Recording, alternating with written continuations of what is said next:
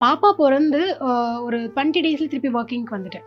Section பண்ணிட்டா? Section பண்ணி 20 நாள்லயே. அப்ப எல்லாருமே சொன்னாங்க, "அச்சோ! பாடி இதாகாதெல்லாம்." ஆனா பட் நான் அதெல்லாம் மைண்ட் பண்ணல. 11 இயர்ஸ்ல நான் ஒர்க்கிங்க்கு ஆரம்பிச்சது. சடனா அது ஸ்டாப் அப்படின்னும்போது என்னால அத அக்செப்ட் பண்ணிக்க முடியல. அதுல நான் ரொம்ப ஸ்ட்ரெஸ் ஆக ஆரம்பிச்சேன். ஒரு 20 நாள்லயே அம்மா கிட்ட பாப்பாவ கொண்டு விட்டு போயிடும். மாமியார் ஒர்க்கிங்ல இருந்தாங்க.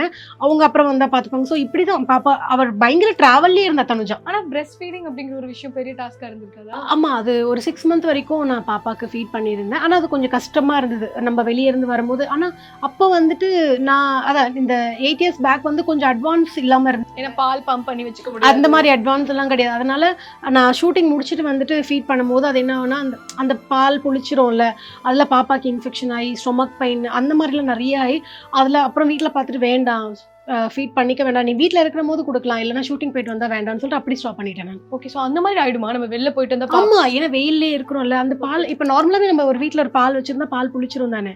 ஸோ ஓப்பன்ல வச்சிருந்தா புளிச்சிரும். அப்ப டே ஃபுல்லா நான் வொர்க் பண்ணிட்டே இருந்துட்டு, அது வந்து இது பண்ணி விட்டுறணும் ஆக்சுவலி. ஓகே. ஸ்குவீஸ் பண்ணி எடுத்து விட்டுறணும். எடுத்து விட்டுறணும்.